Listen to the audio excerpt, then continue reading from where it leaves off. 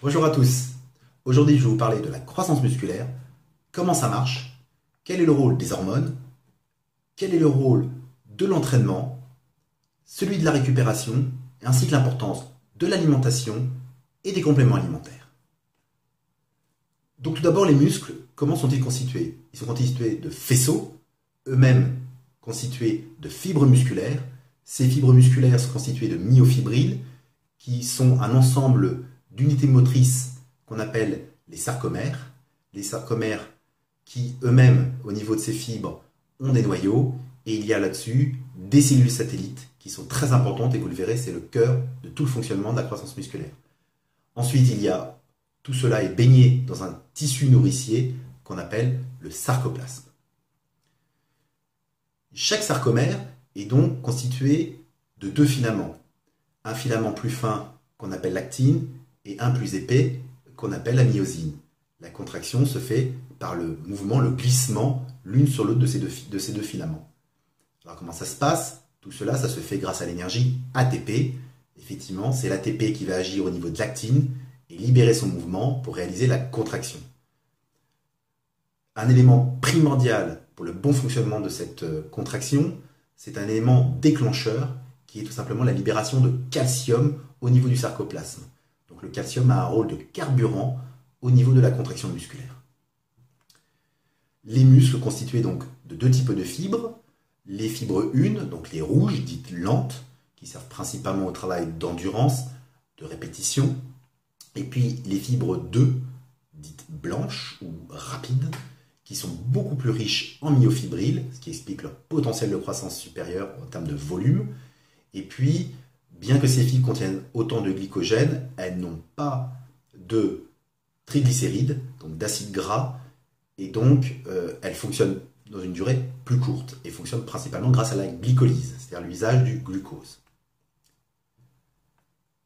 La croissance musculaire est due principalement au développement et à la prolifération de ces fameuses cellules satellites qui sont en fait les cellules souches de notre muscle. Ça, c'est le cœur de la croissance musculaire. Celle-ci peut se faire en deux étapes, soit par hypertrophie, c'est-à-dire l'augmentation de la taille des fibres musculaires, soit par hyperplasie, qui est l'augmentation du nombre de fibres musculaires. Au niveau de l'hypertrophie, alors l'augmentation de la taille de nos fibres musculaires, c'est pas dû au fait que ces unités motrices, les sarcomères, grossissent. Non. Par contre, elles vont se reproduire. Donc, ceci se fait par la multiplication de ces sarcomères, soit en série dans la longueur du muscle, soit en parallèle, et va donner de la croissance au niveau du volume du muscle. On observe notamment au niveau de ces sarcomères et de nos fibres la multiplication des noyaux qui sont constitués au niveau de nos myofibrilles et de nos fibres, qui proviennent également de ces cellules satellites. Alors par quel phénomène ça se passe?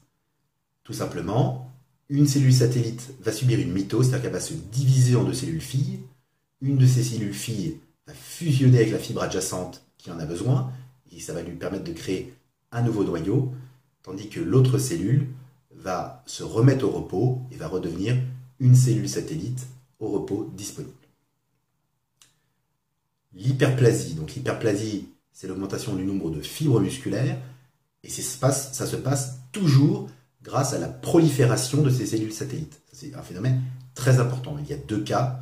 Soit on a une fibre musculaire qui a une lésion, une fissure, et on va tout simplement avoir un phénomène de séparation de la fibre musculaire en deux. Soit en parallèle d'une fibre musculaire, on en a une nouvelle qui pousse grâce à la prolifération de ces cellules satellites. Alors dans tout ça, qu'est-ce qui se passe au niveau de l'entraînement physique, au niveau de l'entraînement de musculation? Eh bien, pendant l'entraînement de musculation, on provoque un traumatisme du muscle. En effet, le muscle ne grossit pas, ne se développe pas, ne se fabrique pas pendant l'entraînement. Pendant l'entraînement, les fibres sont détruites, subissent de nombreuses lésions. Et puis je ne parle pas évidemment les réserves énergétiques qui sont complètement diminuées, voire vidée, et puis on a l'usure, des ligaments et des tendons. On voit bien que pendant l'entraînement, c'est plutôt une destruction, on abîme le muscle, et donc ce qui va être important, c'est la phase de récupération dont on va parler après. Alors pendant l'entraînement, qu'est-ce qui se passe? Quand on stimule un muscle par l'entraînement, il y a différents facteurs de croissance qui sont stimulés à leur tour. Donc il y a d'abord les hormones peptidiques IGF-1 et son isoforme MGF qui sont très importants pour stimuler la prolifération de ces cellules satellites. Ensuite, on a aussi l'augmentation de l'hormone de croissance. Et pour finir, on a la stimulation d'une enzyme qu'on appelle mTOR qui est responsable de la régulation de la prolifération cellulaire. Cette enzyme-là est primordiale. Tout cela va permettre d'augmenter la synthèse protéinique et de provoquer l'anabolisme musculaire. Par rapport à cette réponse hormonale qu'on a provoquée par l'entraînement, et pour avoir une croissance musculaire tout à fait optimale, il faut un entraînement type force avec des séries qui vont jusqu'à l'échec. C'est ce qui est prouvé pour impacter le plus la prolifération de ces cellules satellites. Tout ceci est impacté également par l'alimentation et son niveau de récupération. Donc je le rappelle, la croissance musculaire a principalement lieu après l'entraînement, pendant la récupération. Deuxième phénomène, pendant l'entraînement de musculation, il y a une hypertrophie transitoire, le fameux pump, la congestion qu'on adore tant. Celle-ci est très importante. C'est le fruit tout simplement d'une accumulation de fluide, de plasma sanguin, du sang, dans les espaces interstitiels au niveau de nos muscles. Donc sous pression hydrostatique provoquée par la contraction musculaire. En gros, le sang s'accumule dans le muscle. Cette hypertrophie transitoire provoque une différence de pression osmotique dans l'organisme qui va donc devoir être régulée par notre organisme. Et pour cela, après l'arrêt de l'exercice, notre corps va garder un niveau de circulation sanguine important avec un réseau capillaire complètement ouvert pendant un certain temps pour diminuer et ramener une pression normale. Et ça va être très intéressant. En effet, parce que grâce à ça, ça permet d'apporter au niveau du muscle que l'on travaille l'ensemble des hormones pour la croissance musculaire, l'ensemble des acides aminés indispensables à la construction musculaire, ainsi que tous les facteurs nécessaires à la croissance musculaire. Donc tous ceux-ci sont amenés de façon optimale dans le muscle qu'on est en train de travailler. Il faut donc s'assurer d'apporter tous les bons éléments au bon moment, dans cette période où le muscle est complètement réceptif. Encore une fois, j'en reviens à cette phase de récupération et de nutrition qui va avec, qui est donc primordiale. Pendant le repos, qu'est-ce qui se passe? Ce qu'il faut savoir, la première chose, c'est que quand on fait un exercice physique, si celui-ci dure dans le temps, on finit par stimuler une enzyme, qui est l'enzyme AMPK, qui a un rôle d'inhiber la synthèse protéinique, en réduisant l'activité de cette enzyme mTOR dont on parle. Ça, c'est pas bon pour la croissance musculaire. Deuxième phénomène, plus on s'entraîne, plus on augmente le taux de cortisol, qui sert à la libération de l'énergie qu'on a stockée. Et ce cortisol va également inhiber la synthèse des protéines. Donc on voit bien, pendant un exercice, on a une dégradation importante de la fibre musculaire, mais on a également une synthèse des protéines qui va avoir tendance à réduire au fur et à mesure que l'entraînement dure. C'est pour ça que c'est important de faire un entraînement au juste nécessaire en termes de temps et de penser à la phase de repos après. Pourquoi? Parce que pendant cette phase de repos qui suit l'entraînement, il y a un basculement complet. Là, on a un rebond de l'activité de cette enzyme mTOR. Donc c'est ce qui explique pourquoi, après notre entraînement, on a vraiment une phase où la période est idéale pour stimuler la synthèse des protéines et donc avoir ce développement de la croissance musculaire de par la réparation des lésions qu'on a créées par l'entraînement et de par la situation hormonale de notre organisme qui est parfait.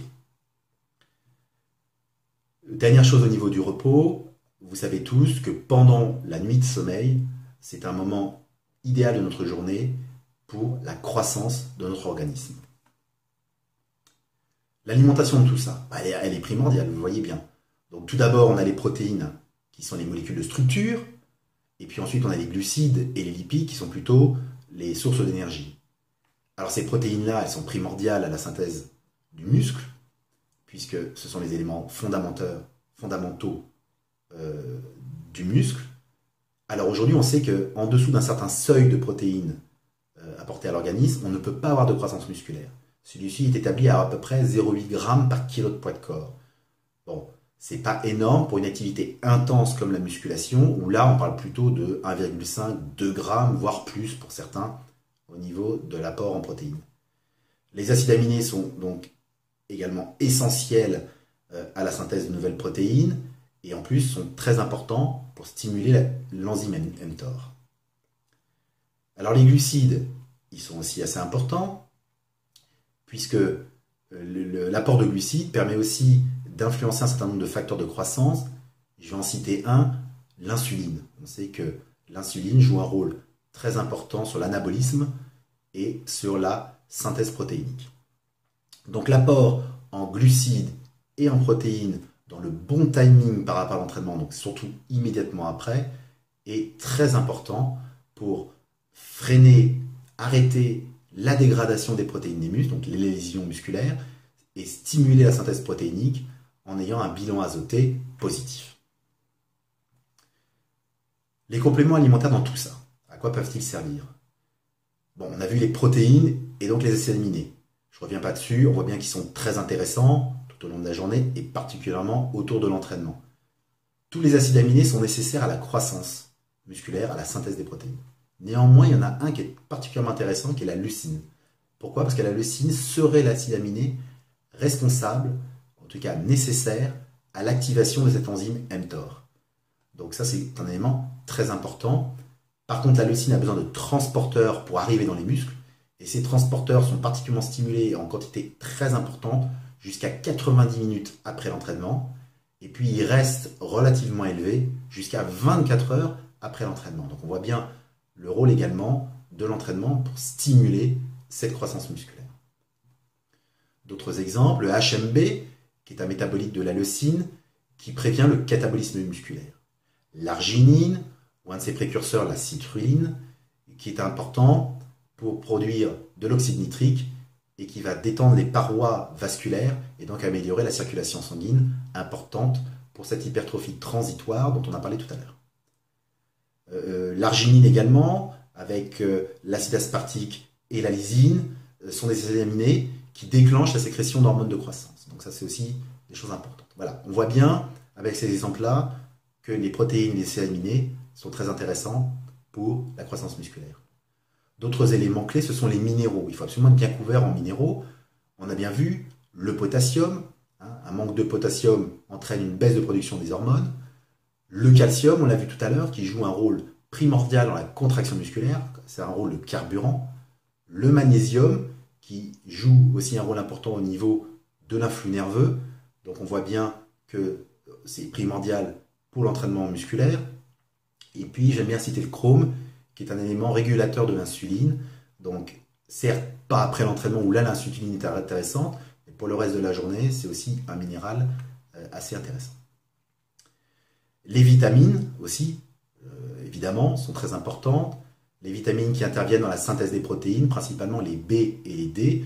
Donc quelques exemples, la vitamine B6 qui joue un rôle dans le métabolisme des acides aminés, la vitamine B12 qui joue un rôle dans la réplication des cellules, et puis la vitamine D3 qui améliore l'action de la leucine et de l'insuline. Donc on voit bien que ces trois vitamines-là sont importantes pour la croissance musculaire et la musculation. Ensuite, vous avez les huiles de poisson, donc les fameuses oméga 3, qui sont très intéressants également pour la croissance musculaire, parce que, un, ils permettent une meilleure diffusion sanguine dans le muscle, donc ça c'est très important.